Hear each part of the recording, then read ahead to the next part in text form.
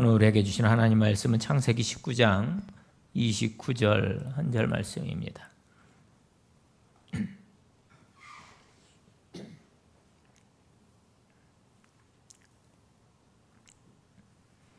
창세기 19장 29절 한 절 말씀을 제가 봉독해 드립니다. 하나님이 그 지역의 성을 멸하실 때, 곧 롯이 거주하는 성을 엎으실 때에 하나님이 아브라함을 생각하사 롯을 그 엎으시는 중에서 내보내셨더라. 아멘. 옛날 이야기인데요. 이런 이야기가 있었답니다. 산 위에 동굴이 있는데 그 동굴 안에 샘물을 먹으면 영원히 죽지 않는다는 겁니다. 이 소식을 들은 바보 삼형제가 이 샘물을 마시러 가기로 했습니다. 그런데 이 샘을 먹으러 가려면 한 가지 약속이 필요했어요. 동굴 안에서는 말하면 죽는다는 것이었습니다. 드디어 이 바보 삼형제는 동굴까지 갔어요. 동굴까지 가서 큰형이 말합니다. 얘들아, 여기서 말하면 죽어. 말하면 안 돼. 그러고 큰형이 죽었어요. 이 말을 들은 둘째가 그것 봐, 말하면 죽잖아. 그러고 죽었습니다. 셋째가 야, 나만 살았다. 그러고 죽었습니다. 이 바보 삼형제가 오질 않자 동네 사람들이 이 동굴에 가보기로 했습니다. 그리고 동굴 안에서는 말하면 안 된다는 것을 서로 이야기를 했어요. 드디어 동굴 안으로 들어갔습니다. 갑자기 이 이장 아저씨가 여러분 여기서 말하면 죽습니다. 이렇게 말하고 죽었어요. 동네 사람들은 이장님이 여기서 말하면 죽습니다 하고 죽었는데 그 이장의 말에 모두 예 하고 다 죽었다는 거예요. 참 웃기지도 않은 우스갯스러운 그런 얘기지만 사실 우리도 그래요. 우리도 다 알면서 실수하고 또 알면서 당하는 경우가 많이 있습니다. 그럼 보이스피싱 같은 거 우리가 요즘에 얼마나 많이 이야기를 듣습니까? 근데 알면서도 당하더라는 거예요. 여러분 기름진 거 많이 먹으면 안 좋습니다. 그러니까 네 하고 열심히 또 기름진 거 먹어요.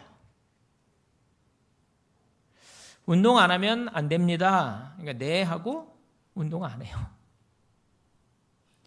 여러분 절대 지옥 가면 안 됩니다. 그러면 아멘 하시죠. 아멘. 그래 놓고 지옥 갈 것처럼 살다가 결국 지옥 가더라는 거예요. 왠지 여러분 앞서 말씀드린 이 우스갯소리와 뭔가 비슷한 것 같지 않습니까?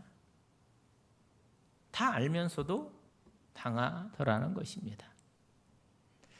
다 아는데 사실 심각하게 생각하지 않기 때문에 또는 우습게 여기기 때문에 당하더라는 거예요.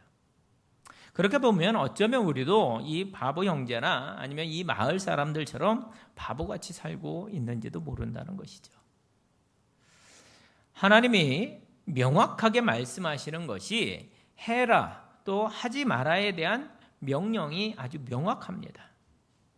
여러분 하라고 한 것을 했을 경우 하지 말라고 한 것을 하지 않았을 경우에 반드시 뭘 주신다고 약속하셨어요?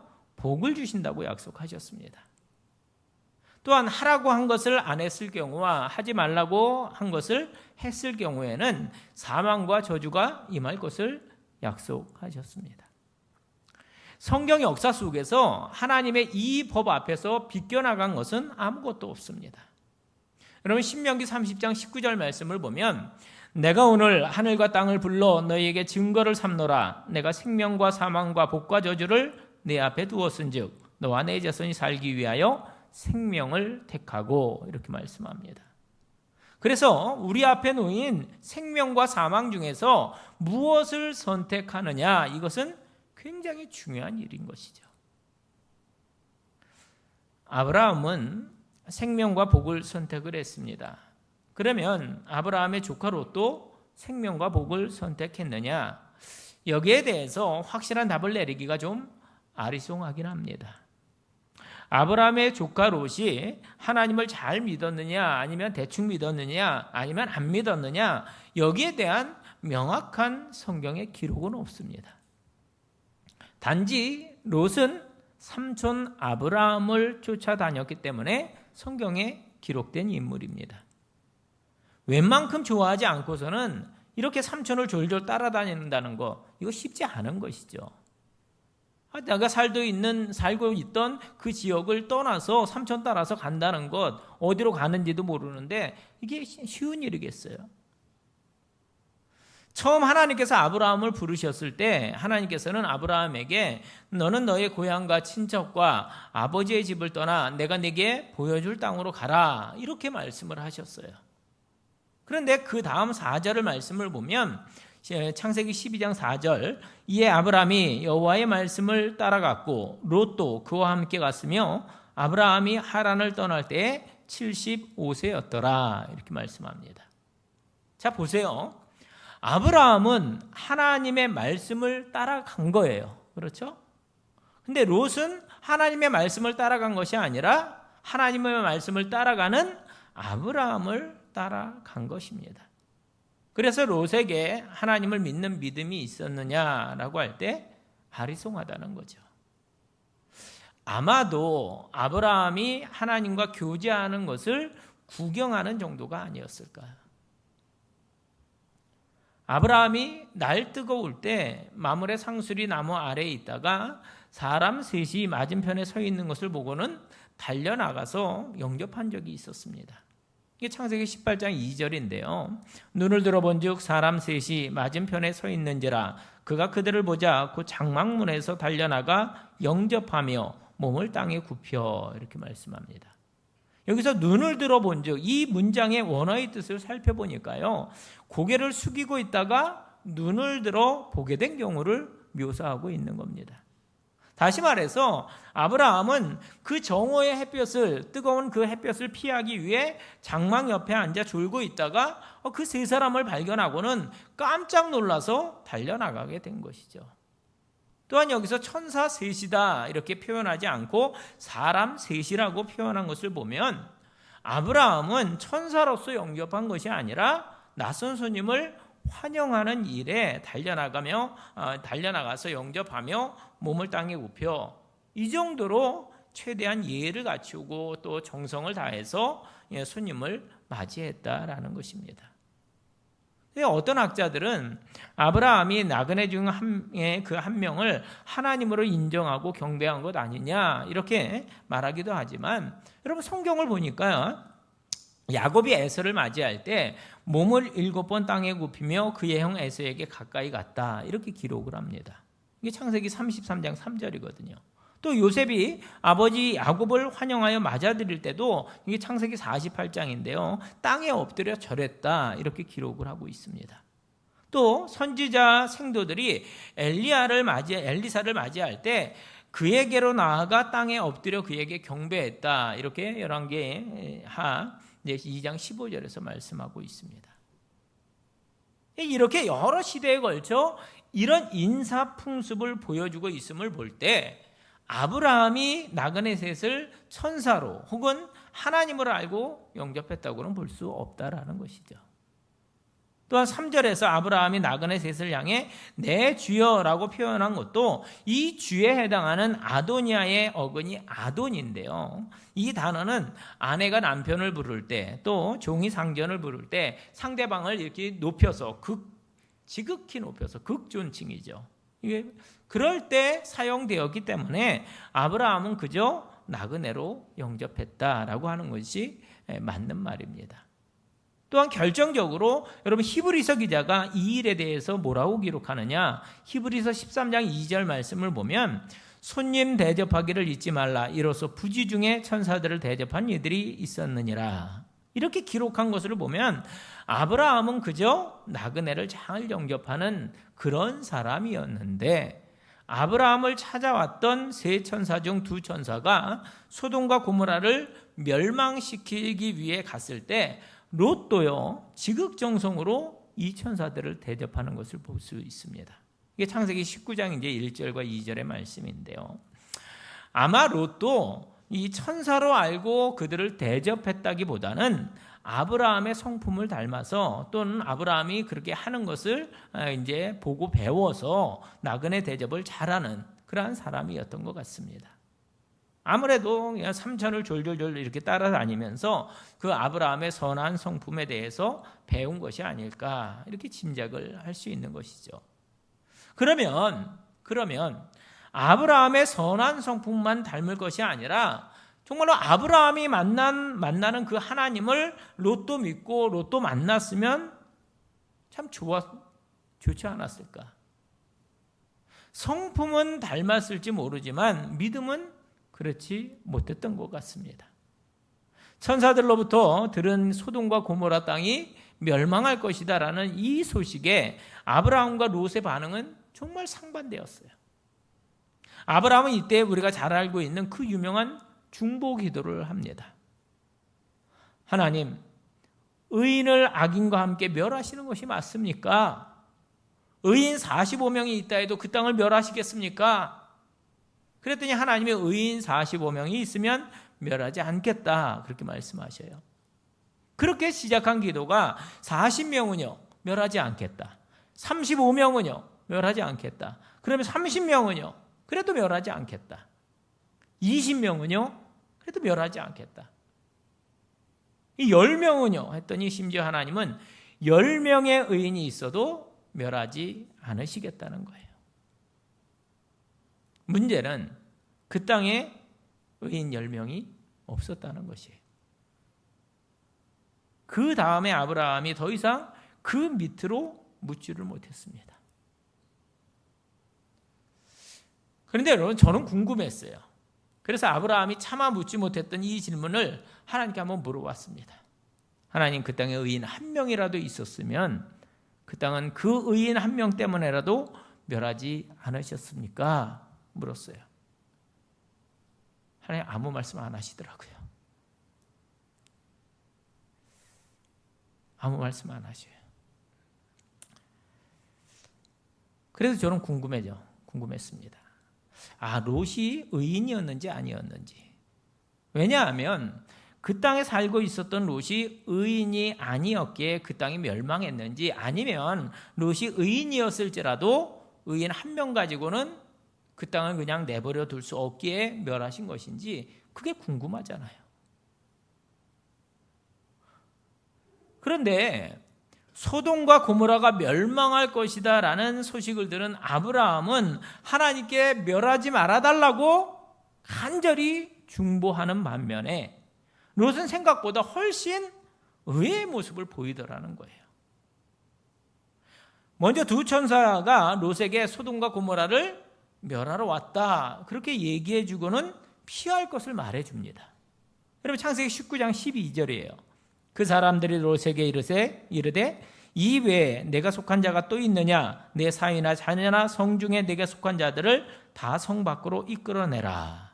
이렇게 말씀합니다. 그런데 여기 잘 보세요. 롯의 사위나 자녀뿐만이 아니라 롯에게 속한 자들을 다 성 밖으로 내보내라는 것입니다. 우리는 여기서 이 소돔과 고모라 땅에서 죽음을 피할 수 있었던 사람들이 있었다는 것에 놀라야 해요. 놀라야 합니다. 그게 누구냐 하면 바로 롯에게 속한 자들이었습니다. 아니, 생각해 보세요. 뭔가 은혜로워지려면 하나님을 믿는 사람들은 피할 수 있었다, 이런 말이 나와야 할 것 같은데 그렇잖아요. 그 성 중에 하나님을 믿는 자들은 피할 수 있었다. 그럼 은혜롭잖아요. 근데 하나님과 상관없이 롯에게 속한 자들은 피할 수 있는 기회가 주어졌다는 것입니다. 그러면 롯에게 속한 그들이 의인이었느냐? 그것은 아니잖아요. 그래서 생각해 보세요. 그 땅에 의인 10명이 없어서 멸망당하는 것인데 롯의 사위나 자녀나 롯에게 속한 자들이라고 하면 10명은 좋게 넘었을 거 아니에요. 그러니까 그들이 의인일 리는 없는 것이죠. 더 중요한 사실은 롯이 천사의 말을 듣고 사위들에게 떠나라고 이렇게 말했을 때 사위들이 롯의 말을 뭐로 같이 여겼냐? 농담으로 여겼다 그랬습니다. 여러분 19장 14절 말씀 보면 나옵니다. 롯이 나가서 그 딸들과 결혼할 사이들에게 말하여 이르기를 여호와께서 이 성을 멸하실 터이니 너희는 일어나 이곳에서 떠나라 하되 그의 사위들은 농담으로 여겼더라. 이 정도 되면 하나님과 전혀 상관없는 사람들 아니겠습니까? 그렇지 않나요? 자기 앞에 놓인 이 생명과 사망 중에서 무엇을 선택해야 하는지조차도 모르는 사람들이었다라는 겁니다. 그러면 어떻게 해서 롯에게 속한 자들은 살 수 있는 기회를 얻게 된 것일까? 궁금하죠. 바로 그냥 롯에게 속했다는 이유였습니다. 롯에게 속했다는 이유로 살 길, 피할 길, 구원받을 길이 주어졌는데 문제는 그들이 구원받을 기회를 얻었음에도 농담으로 여겨서 죽었다고 한다면 이게 참 안타까운 일이죠. 아니 안타깝기보다는 이게 참 어리석은 것 아니겠습니까? 즉 어떻게 듣느냐에 따라서 사느냐 죽느냐가 갈리더라는 거예요. 이와 같이 하나님의 말씀을 어떻게 듣느냐에 따라서 내가 살고 죽고의 결과가 생긴다고 한다면 우리는 정말로 잘 듣고 제대로 듣고 또 새겨들어서 이 사는 대열에 우리가 구원의 대열에 반드시 참여하는 우리 모두가 될 수 있기를 주님의 이름으로 축원을 드립니다. 자, 그런데 더 이상한 것은요, 롯조차도 하는 행동이 이상합니다. 자기가 사이들한테 떠나라고 할 정도로 지금 멸망이 가까웠음을 이렇게 알고 있었다면 자기도 딸들도 얼른 떠나야 되는 것이 당연한 거잖아요. 그런데 롯이 지체를 합니다. 그래서 바로 다음 절 15절 말씀을 보면 심지어 천사들이 재촉할 정도였어요. 15절 보시죠. 동틀 때 천사가 롯을 재촉하여 이르되 일어나 여기 있는 내 아내와 두 딸을 이끌어내라. 이 성의 죄악 중에 함께 멸망할까 하노라. 그럼 얼마나 롯이 움직이지 않았으면 천사들이 재촉할 정도였습니다. 천사들이 소돔과 고모라와 함께 롯이 멸망할까 봐 걱정해 줄 정도였는데 그런데 그 다음 절을 보세요. 16절. 그러나 롯이 지체함에 그 사람들이 롯의 손과 그 아내의 손과 두 딸의 손을 잡아 인도하여 성 밖에 두니 여호와께서 그에게 자비를 더하심이었더라. 이렇게 말씀합니다. 천사들이 빨리 가족들 데리고 나가라 했는데도 그럼에도 여전히 지체를 해요. 결국은 천사들이 강제로 롯과 그의 가족을 이끌어낸 겁니다. 제가 이 장면을 보면서 너무 답답하더라고요. 아니 무서워서라도 동트기 전에 얼른 빠져나왔을 것 같은데 어떻게 천사들이 걱정해서 강제로 손을 잡아서 이렇게 이끌어내기까지 지체할 수 있느냐라는 거죠. 그렇지 않습니까? 그런데 성경을 보니까 롯이 왜 그랬는지 알 것 같아요. 미련이 너무 많았다는 겁니다. 자기네들이 지금까지 이루어 놓은 모든 것들을 다 포기하고 가기가 너무너무 아쉬웠다는 거예요. 무엇을 보면 알 수 있습니까? 26절 말씀 보면 롯의 아내는 뒤를 돌아보았으므로 소금 기둥이 되었더라. 분명히 뒤돌아보지 말고 도망하라고 했는데 롯의 아내도 이 경고를 농담으로 여겼고 더 중요한 것은 뒤를 돌아볼 정도로 미련이 너무너무 많았다는 거예요. 만약에 천사들이 손을 잡고 강제로 인도하지 않았으면 롯과 그의 가족도 소돔과 고모라의 멸망과 함께 죽었을 것입니다. 이런 것을 볼 때 롯이 한 것이 아무것도 없잖아요. 그렇지 않습니까? 롯은 천사 아니었으면 딱 죽어야 하는 그 정도로 세상에 빠져있던 사람이었다라는 거죠. 그러나 롯이 살 수 있었던 이유에 대해서 성경은 이렇게 기록합니다. 16절 마지막 여호와께서 그에게 뭘 자비를 더하심이었더라. 그렇다면 왜 하나님께서는 롯에게 자비를 더하셨을까? 그 이유를 생각해 보니까요, 바로 이 아브라함의 중보 기도 때문이었다라는 겁니다. 그런데 이해할 수 없는 것은 아브라함의 기도로 인해 조카 롯을 살리시려고 한 것까지는 이해가 되는데, 조카 롯만 살게 하시지 않고 롯에게 속한 모든 사람들이 구원받도록 기회를 주셨다는 사실이에요. 다시 이 말씀 12절 말씀 보세요. 그 사람들이 롯에게 이르되 이외에 내게 속한 자가 또 있느냐? 내 사위나 자녀나 성중에 내게 속한 자들을 다 성 밖으로 이끌어내라. 이와 같이 왜 의인도 아닌 사람들까지 살 수 있는 기회를 주시려 했을까? 그 이유를 생각해 보니 이유는 하나밖에 없더라고요. 하나님의 관심인 오직 아브라함을 위해서였다라는 것입니다.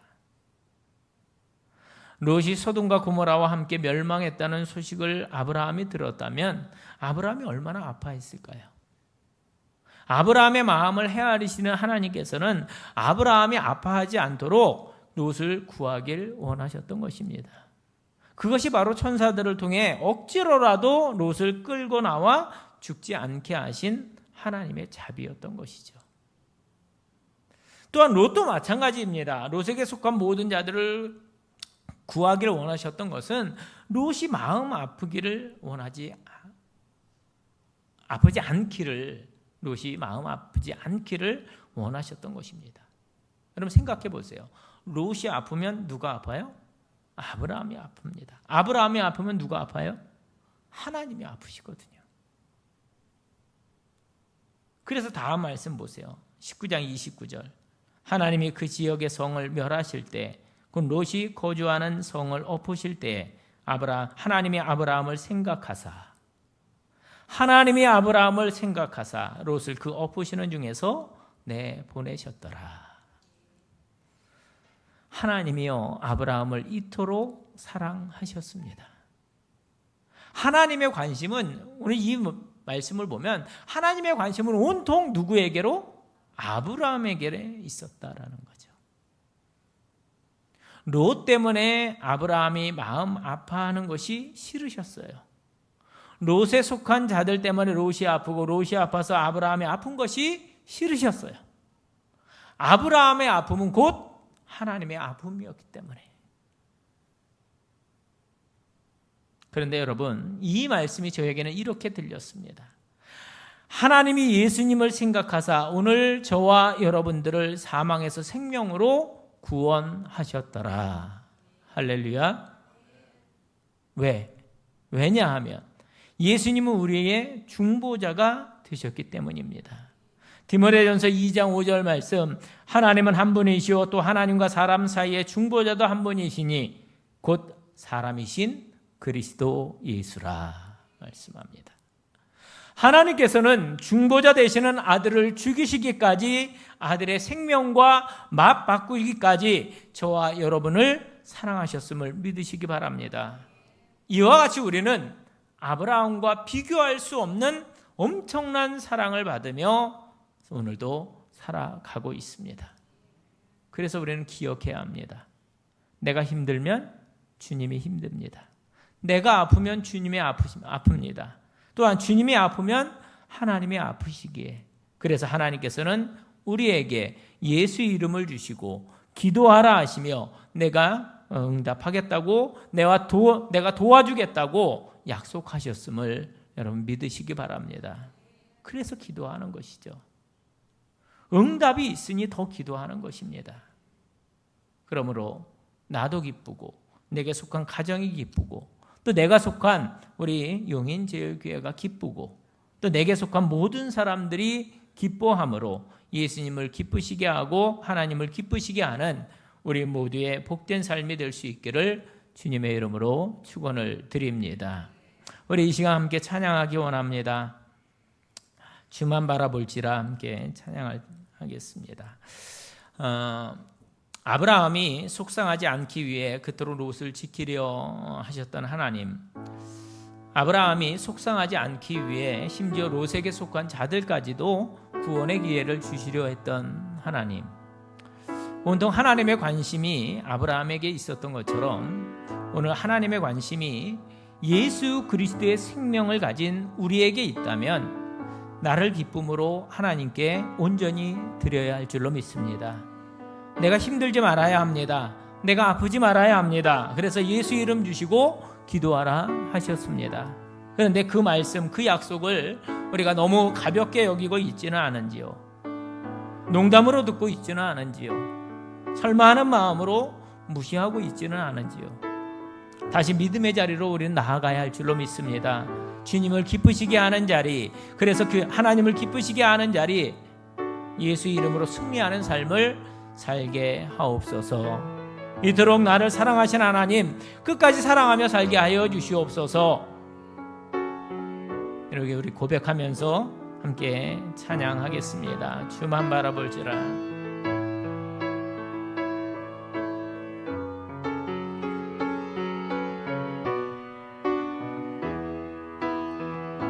하나님의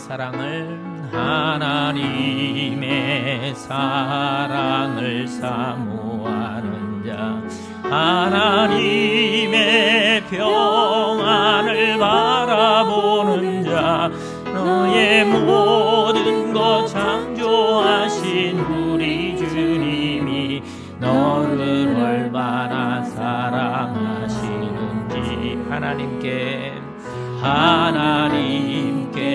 찬양과 경배하는 자, 하나님의 선하심을 닮아가는 자, 너의 모든 것 창조하신 우리 주님이 너를 자녀 삼으셨네. 하나님 사랑의 눈으로 너를 어느 때나 바라보시고, 하나님 인자한 귀로서 언제나 너에게 기울이시니, 어두움에 밝은 빛을 비춰주시고 너의 작은 신음에도 응답하시니, 너는 어느 곳에 있든지 주를 향하고 주만 바라보지. 하나님 사랑의 눈으로 너를 어느 때나 바라보시고, 하나님 인자한 귀로서 언제나 너에게 기울이시니,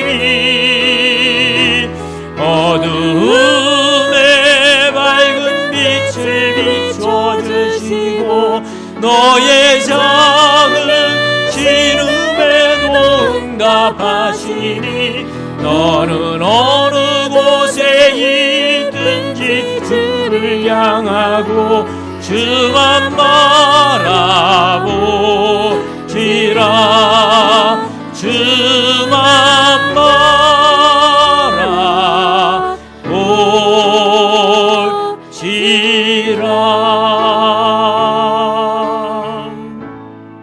아멘.